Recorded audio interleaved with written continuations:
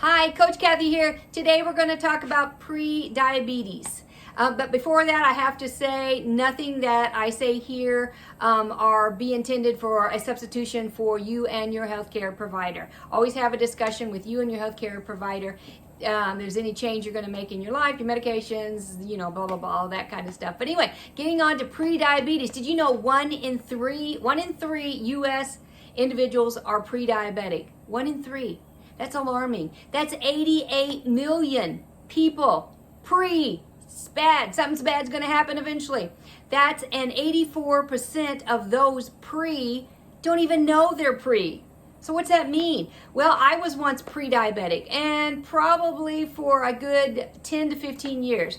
When I looked back after I got the diagnosis of type 2 diabetes, I looked back on my symptoms and went, oh, I probably had that for a long time. Duh, why wasn't I aware of that? I'm a nurse. Why? And then I'm thinking, if I'm not aware of it, there's hundreds and thousands and millions, 88, that are not aware of it, could not be aware of it themselves. So what does pre mean? Like I said, something's going to happen. Something's going to happen. You're ahead of the curve. So has the doctor said to you, watch your sugars. Don't eat so many carbs. Watch that sugar. What does all that mean?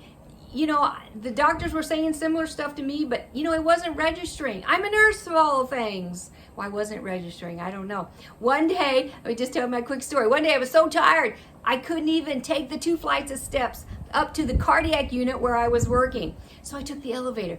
Inside the elevator was my sign, and the sign said, are you thirsty all the time? Are you sleepy all the time? Do you have excessive urination? I peed a lot. Yeah, I had all those. And I thought, and then it said, could you be a diabetic? I thought, oh, could I? I never thought about it. There's nobody in my family. Why would I be a diabetic? I was maybe 35, 40 pounds overweight, but, I moved. I felt like I ate, sort of, kind of.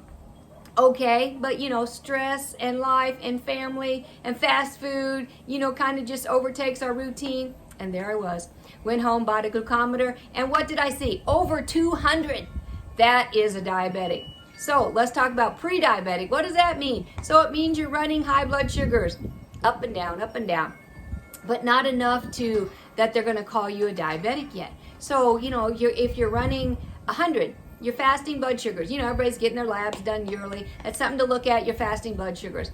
If it's 100 or below, they're not even going to consider that you're a diabetic or that you're having blood sugar issues for the most part. And then, but if you're running 100 to 110, they're going, oh yeah, you need to start watching those carbs. Watch them do what? Watch them go in my mouth? Watch those sugars. Stop drinking those sodas. So then we go from 100 to 110 to 120. And at 120, ding, ding, ding, the bell goes off. It says, oh, you might be a type 2 diabetic. So let's do another test. It's called an A1C or a hemoglobin A1C. What's your number? Well, if your number is under, I think it's 6.2, 6.3, okay, you're good. Keep on going. Watch those sugars. But actually, I think it's 5.8, 5.9 to 6.2, something like that. Then they're called you, if they did, they'd start calling you, look at the definition of a pre-diabetic, they would start calling you pre-diabetic. Well, what's the thing about a pre-diabetic? You're taking those hits. All the time you're taking those hits. A person just all of a sudden doesn't have a heart attack, doesn't have a stroke. Would you call them pre-stroke, pre-heart attack? No. They're taking hits to their blood vessels, to their arteries, to different things as the years go by. That's the same thing with pre-diabetic. You're taking hits to your blood vessels. Yeah, that can lead to stroke, to blindness, to kidney damage, to a whole lot of slew of other things. It's those slow little hits. I heard this one time. It's those slow little cuts over time that are going to cause the deep wounds and that are going to cause the full-blown, as we're talking about, type 2 diabetes.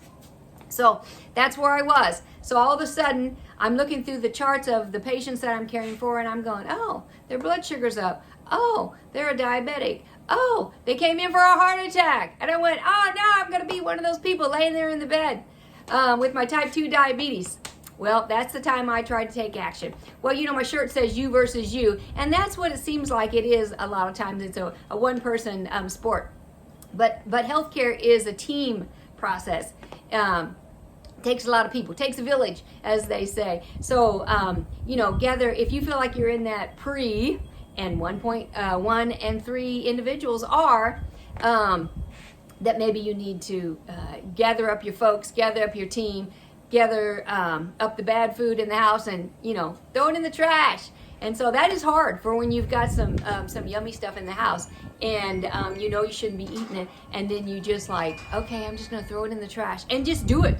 I've actually put stuff in my mouth and going, what is this going to benefit me? It's just gonna raise my blood sugar, and so then sometimes I just spit it out. But the best thing is not to travel down those aisles at the grocery store. And that's hard to do when you decide that you're going to start making some changes, is not to travel down those aisles. Read the back of the boxes or whatever it is you're purchasing. See what the carb count is. See what the sugar content is. See what the calories are. And look at the protein. I mean, that's always good. And the fiber. So you start looking at those things, you start going, slowly. It takes time. It's not going to be one day you're going to wake up and going, hey, I got it. Today's the day. No, it's little habits that are going to work towards your long goal. It's those little victories every day. So what to do? Obviously, look down at your feet. Can you see your feet? If you can't, there you go. You're probably pre-diabetic. There actually is a girth that you can measure around your waist, and I'll do that, another video on that some other time, that you can measure and decide. But if your weight is mainly around here, you're probably a pre-diabetic. If you poke it and it's not squishy, and you got a large abdomen and it's a hard abdomen, you may be even a diabetic by then, and may even have some liver failure. What comes along with that is our liver. Our liver is a storage for glucose as well as our muscles. And whenever we can't store that anymore, it just gets pushed out into fat. So I'm not going to go into a lot more about that, other than, increase your greens, increase your hydration. Always ask the doctor for an A1C. Doesn't make any difference if you don't have family history. If you have those symptoms, excessive thirst, excessive urination, excessive tiredness, excuse me, especially right after you eat, you need to be asking for an A1C test. And then there's a site you can go to and actually take a test. I wrote down here. Do I have Pre-Diabetic? Do I have Prediabetes.org? Do I have Prediabetes.org? Go to that site. There's a test right at the top. Gives you a quick little quiz. And don't be like me, doing this outside, the wind's blowing. I always had to have my big gulp with me. This is water, but usually it wasn't water when I had to have it. I carried water in my purse. I was always dry, my eyes were dry, my mouth was dry, was always thirsty, could always need to nap. Those are all signs that it's catching up with you. And we always want to keep chasing it. Remember, health is a team sport. So I just wanted to come on, give you some points from Coach Kathy, and we'll have a lot more to come, mainly focused around diabetes, pre-diabetes, and things that we can do about it to take charge of our health. You have an awesome day. Goodbye.